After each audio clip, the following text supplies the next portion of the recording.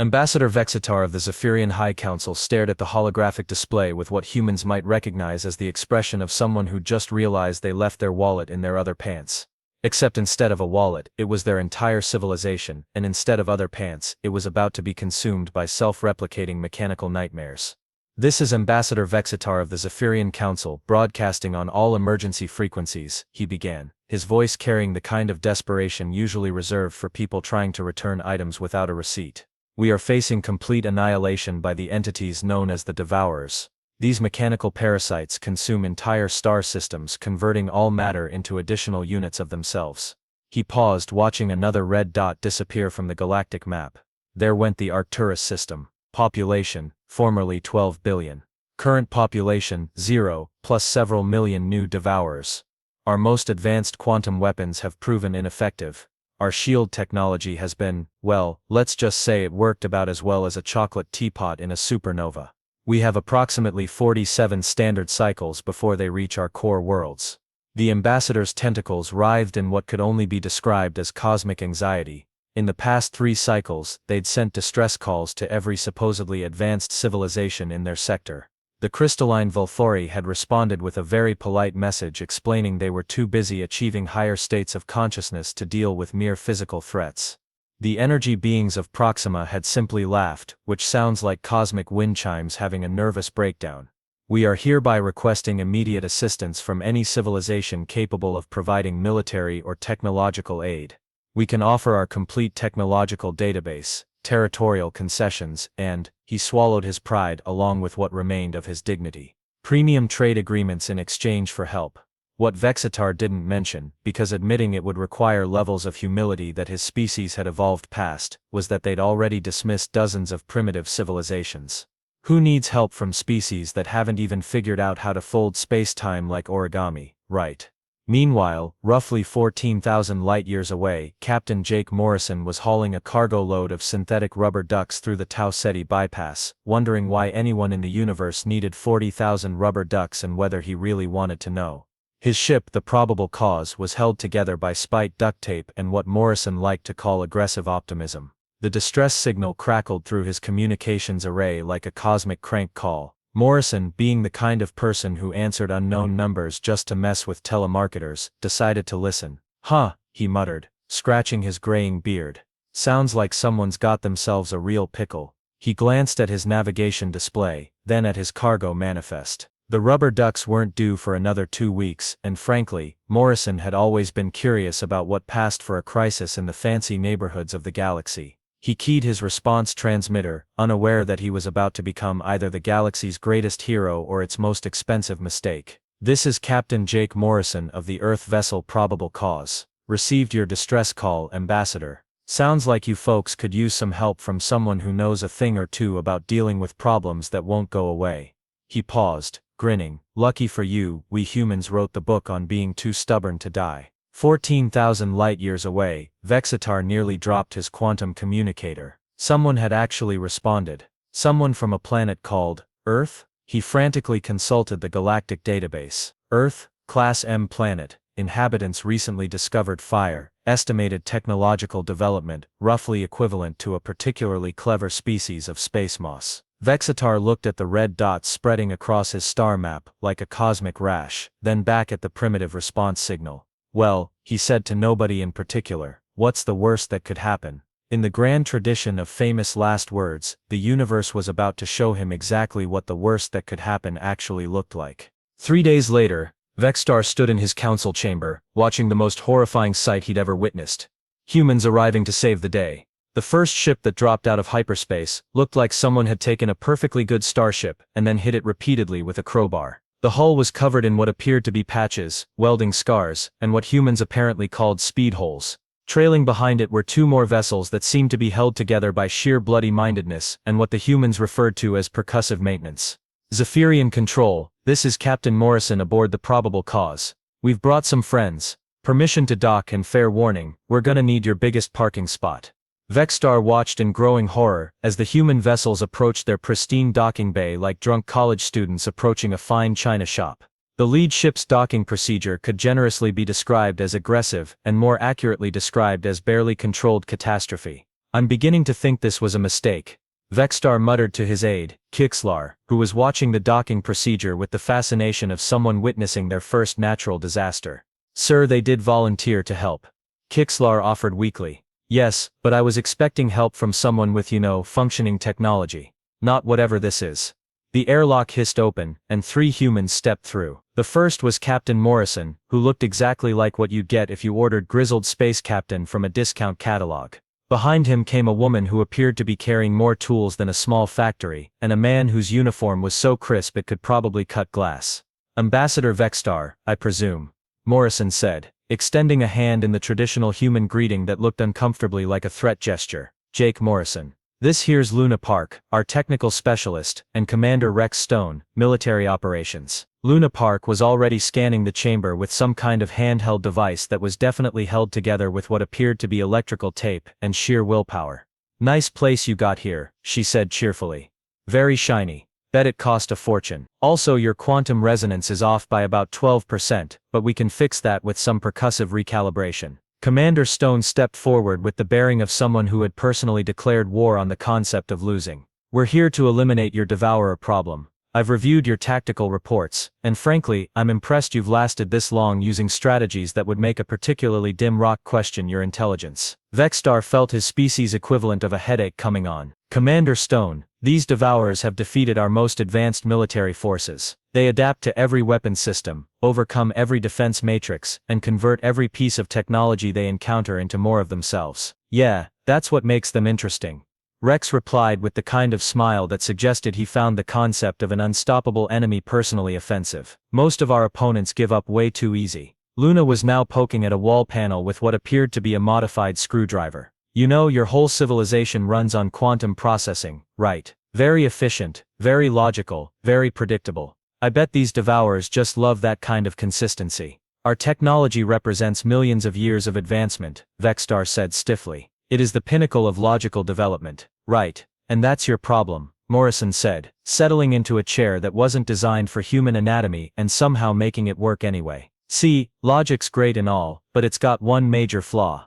Which is, it's logical, Luna chimed in, having apparently decided that the wall panel needed more percussive maintenance. Everything follows rules, patterns, predictable outcomes. Makes it real easy for something like your devourers to figure out what you're gonna do next. Commander Stone pulled up a holographic display that showed the devourer advance pattern. Look at this. Perfect efficiency, optimal routes, textbook military advancement. They're following every rule in the book. That book being the book we threw out the window about 3 centuries ago, Morrison said with a grin that would have made sharks nervous. See, Ambassador, you called the right species for this job. We humans have spent our entire evolutionary history perfecting the art of doing exactly the wrong thing at exactly the right time. Vexstar stared at them, trying to process what he was hearing. You're telling me your plan to defeat an unstoppable mechanical force is to be illogical. Not just illogical, Rex corrected. Aggressively, creatively, deliberately stupid in ways that make perfect sense only to us. Luna looked up from the wall panel, which was now sparking in colors that probably didn't exist in nature. Plus, we've got something your devourers have never encountered before.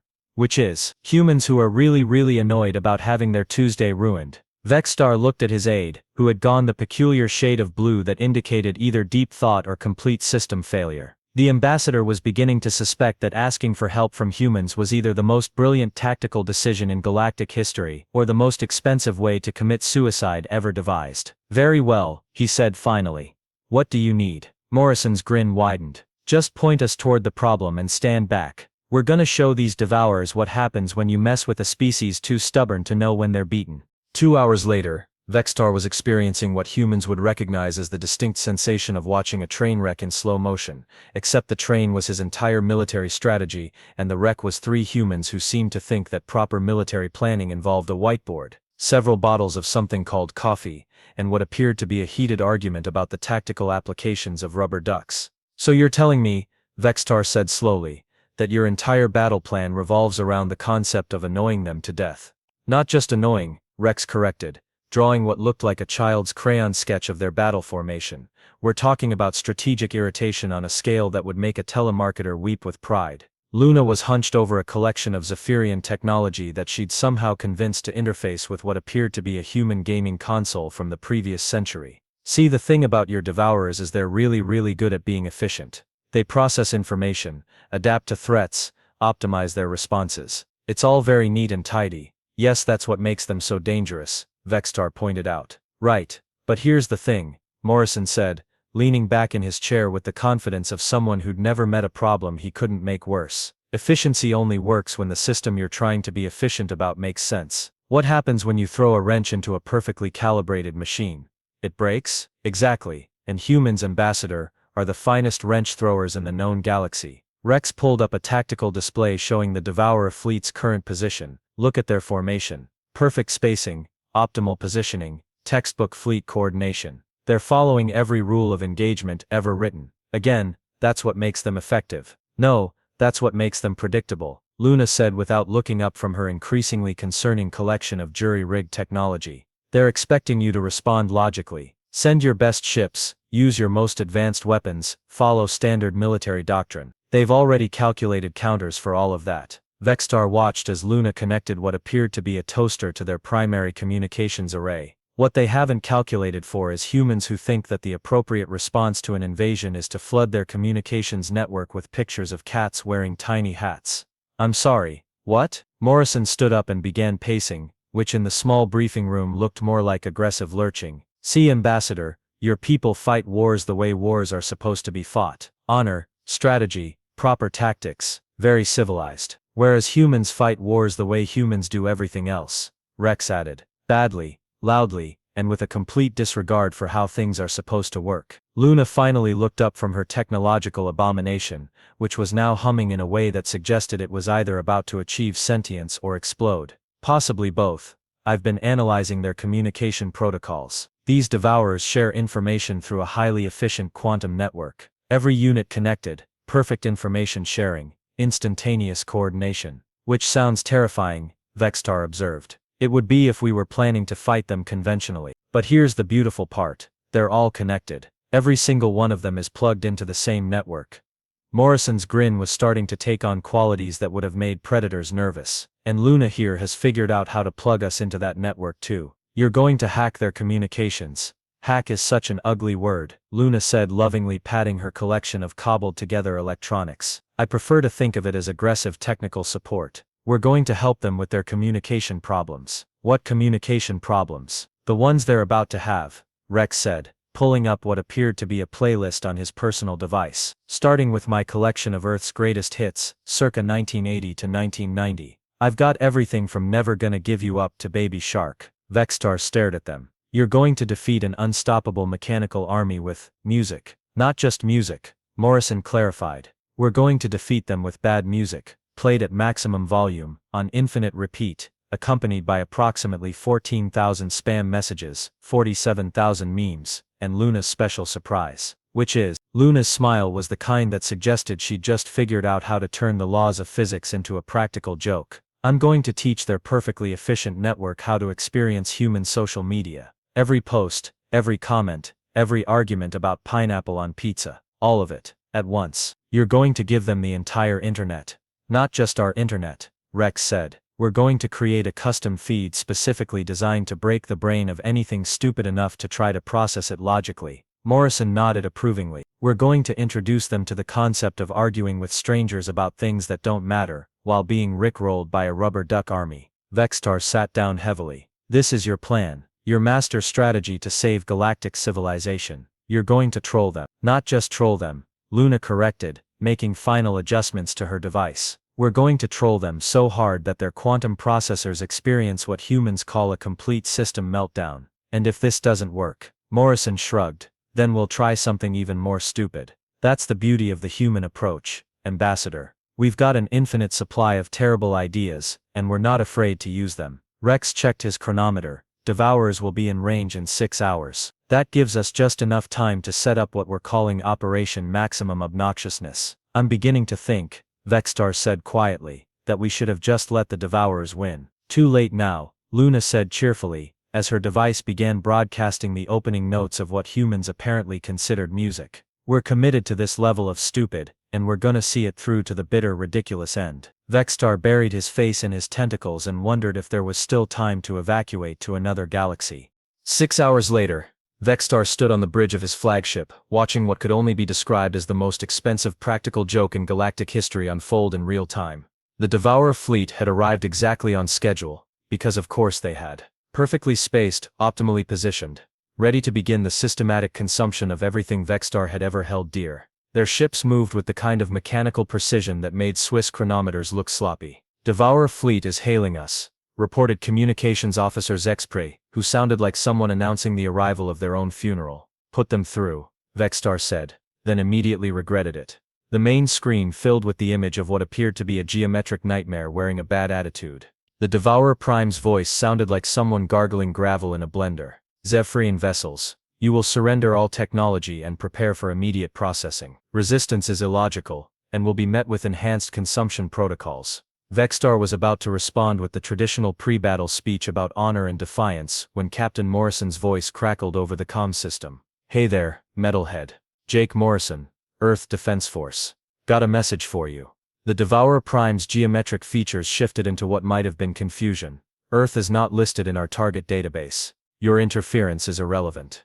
"Yeah, well, your face is irrelevant," Morrison replied with the kind of comeback that suggested he'd peaked in elementary school and was comfortable with that fact. "Luna, fire up the welcome wagon." What happened next would be studied by xenopsychologists for centuries, assuming anyone survived to write the papers. Luna's jury-rigged system came online, and suddenly every Devourer communication channel was flooded with what humans apparently called content.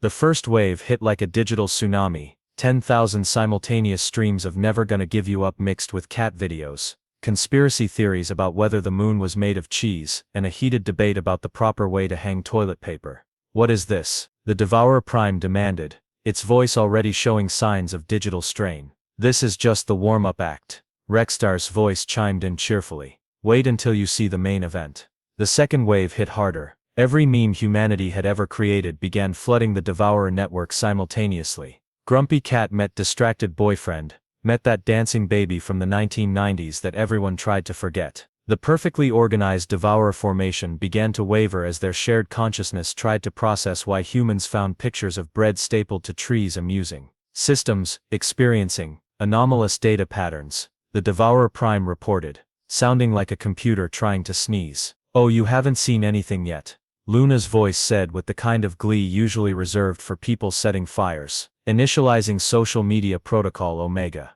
Vexstar watched in fascination and growing horror as the Devourer fleet began to argue with itself. Their perfect coordination dissolved as different units started posting contradictory status updates, arguing about which processing protocol was superior, and somehow getting into heated debates about the artistic merits of human reality television. "This is impossible," the Devourer Prime said, its voice now coming through in digital stutters. "We cannot. Why are there so many pictures of food?" "Because humans photograph their lunch," Morrison explained helpfully. "Every single meal, for some reason. We've got about 40 billion pictures of sandwiches queued up for your viewing pleasure." The Devourer fleet's formation was now completely broken as individual ships began broadcasting their own content. Some were sharing baby photos, others were posting workout updates, and at least 3 had started their own podcasts about the philosophical implications of consuming organic matter. "Admiral," Zexpre reported, his voice filled with the kind of awe usually reserved for witnessing natural phenomena. "The Devourer ships they're liking each other's posts." "They're what now?" Ship designation Devourer 7739 just posted a status update about having a great day consuming asteroids, and Devourer 2184 responded with a thumbs up emoji and asked for the recipe. Rexstar's laughter echoed across the comm system. "They're trying to process human social interaction protocols. Their logical systems are attempting to understand why we share pictures of our breakfast, and argue with strangers about movies we've never seen." The Devourer Prime was now making sounds that could only be described as digital whimpering. "Cannot process. Too much data. Why do humans have opinions about everything?" "Because we're bored," Morrison replied, matter-of-factly. Luna hit them with the final phase. "With pleasure," Luna said, and Vexstar could practically hear her grinning. "Initiating comment section protocol." If the previous waves had been bad, this was apocalyptic. Every Devourer unit suddenly found itself engaged in simultaneously arguing about pineapple on pizza, whether hot dogs were sandwiches, and the correct pronunciation of GIF. Their processing power, designed for perfect efficiency, was now entirely devoted to trying to understand why humans felt the need to argue about everything while also trying to win arguments they'd started with themselves.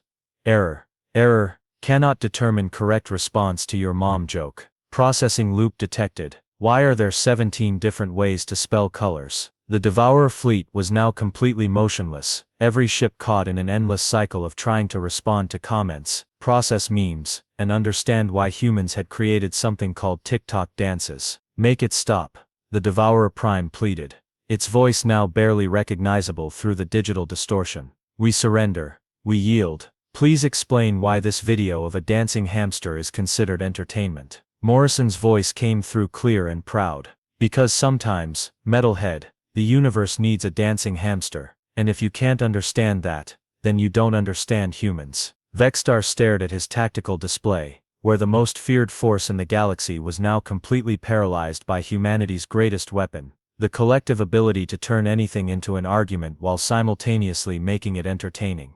This is actually working, he whispered in amazement. Course it's working, Morrison replied. We told you, Ambassador. Humans wrote the book on being too stupid to lose. What followed could only be described as the most dignified surrender in galactic history, if you considered complete psychological breakdown dignified.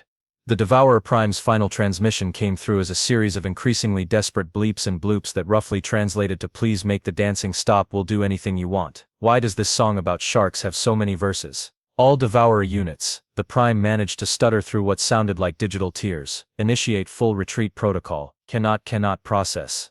The humans have shown us things that should not exist. Abort mission. Abort reality. Request immediate therapy. Vexstar watched in stunned silence as the most feared force in known space began backing away from Earth's three patched-together ships like children fleeing from a haunted house. Wait, Morrison's voice called out cheerfully. Don't leave yet, Luna's got a parting gift for you. No more gifts, the Devourer Prime screamed, its voice cracking with digital panic.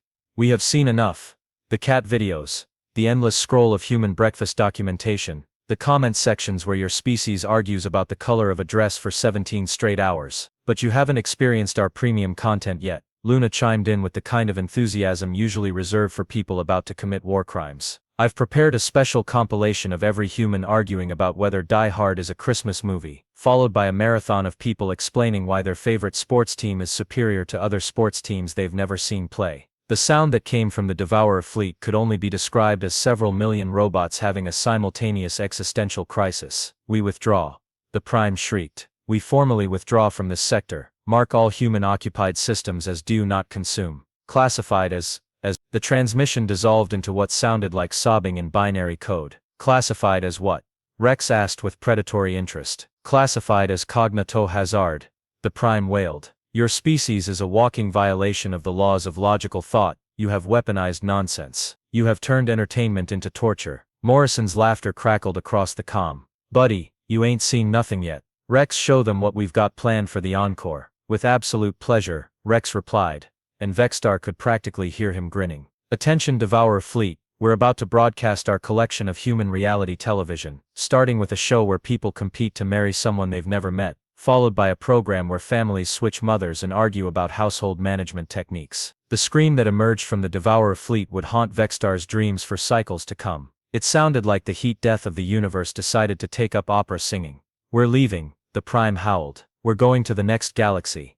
The one after that. Anywhere where humans don't exist and entertainment makes sense. The Devourer ships began their retreat with the kind of desperation usually reserved for people fleeing natural disasters. Their perfect formation had dissolved into what could only be described as panic stampede, as thousands of mechanical units tried to put as much distance as possible between themselves and humanity's cultural exports. Don't forget to like and subscribe, Luna called after them cheerfully. The response was a collective electronic shriek that registered on several different sensor arrays as the Devourer fleet engaged their faster-than-light drives with what appeared to be reckless abandon. Vexstar stared at the tactical display where moments before the greatest threat to galactic civilization had been poised to consume everything. Now there was nothing but empty space and the lingering echo of what sounded like robots crying. They're actually gone, he whispered. Told you, Morrison said with the satisfaction of someone who'd just won an argument about something everyone said was impossible. Humans might not be the smartest species in the galaxy, but we're definitely the most annoying. Sometimes that's all you need.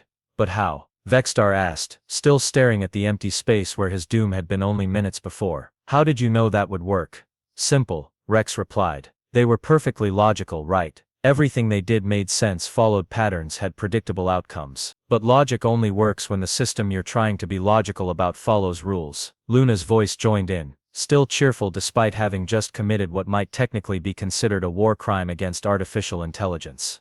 And human culture doesn't follow rules. It doesn't make sense. It's not supposed to make sense. We argue about everything, document nothing important, and somehow find entertainment in watching other people's drama. We're chaos in biological form, Morrison added proudly. And chaos, Ambassador, is the natural enemy of order. Vexstar sat back in his command chair trying to process what had just happened. So you defeated them by being yourselves? Pretty much, Morrison confirmed. We just turned up the volume on it. The comm system crackled one final time as a faint transmission reached them from the retreating Devourer fleet. Please. No more. We understand now why the rest of the galaxy avoids the Sol system. We'll warn others. Humans are not to be disturbed. Ever. Especially not on Tuesdays. Morrison chuckled. Well, that takes care of that. Luna, Rex, pack up the entertainment system. I think we've done enough cultural exchange for one day. Vexstar looked around his bridge at his crew, who were all staring at the empty tactical display with expressions of profound confusion mixed with grudging respect. I think, he said slowly, we may have seriously underestimated your species. Most people do, Morrison replied easily. Right up until they realize that sometimes the best solution to an impossible problem is to ignore the problem and do something completely stupid instead. 3 weeks later, Vexstar stood in his office staring at a report that made him question not only his understanding of humans but his understanding of reality itself. The good news was that the Devourer threat had been permanently eliminated. The mechanical menace had not only retreated from their sector but had apparently sent warning broadcasts to every artificial intelligence in 3 neighboring galaxies advising them to avoid the humans at all costs, and whatever you do, don't let them show you their memes. The bad news was significantly more complicated. Ambassador, his aide Kixlar announced nervously, the humans are requesting to speak with you. Vexstar sighed, the kind of sigh that suggested he'd aged several years in the past 3 weeks. Put them through. Morrison's face appeared on the communication screen, wearing the kind of grin that suggested he'd been up to something that would probably require an apology later. Hey there, Ambassador. Just wanted to check in, see how you're doing, make sure everything's running smoothly now that your robot problem's been handled. Everything is. Vexstar paused, looking at the stack of reports on his desk. Well, it's certainly different. The Devourers are gone, which we're grateful for. However, there have been some unexpected side effects. Side effects. Vexstar picked up the first report.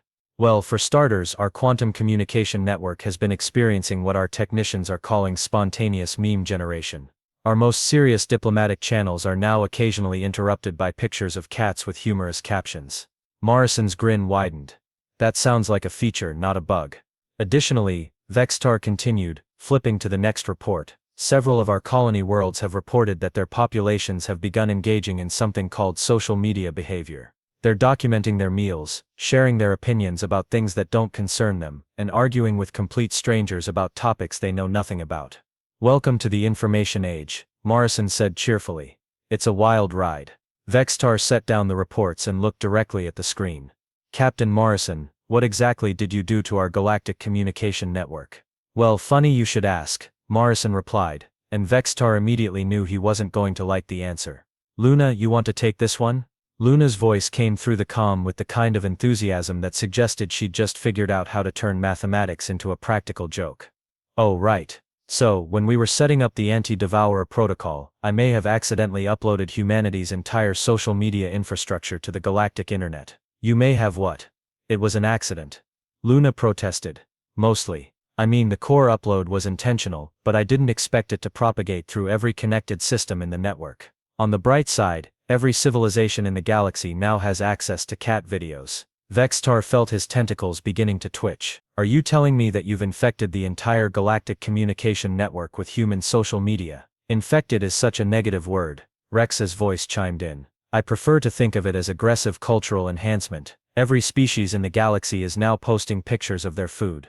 Vexstar said slowly. The Crystalline Collective has started a dance challenge. The energy beings of Proxima are arguing about sports teams that don't exist in their dimension. Sounds like they're really embracing the human experience. Morrison observed. Vexstar's communication console chimed with an incoming message. He glanced at it and immediately regretted being conscious. I've just received a friend request from the hive mind of Sector 7. They're asking if I want to join their group chat about philosophy and sharing pictures of their larvae. You should totally accept, Luna said. The hive mind gives great life advice. This is chaos, Vextar said weakly. This is Tuesday, Morrison corrected. And speaking of Tuesday, we should probably mention that we've set up a few other quality of life improvements for the galaxy. What kind of improvements? Rex's voice took on the tone of someone delivering very good news that was definitely going to be received as very bad news. We've established a galactic customer service hotline, a complaint department, and a suggestion box. Every civilization can now file formal complaints about their neighbors, rate their experiences with interstellar trade, and leave reviews of planets they've visited. The Andorian Empire has already left a 1-star review of the Centauri system, Luna added helpfully.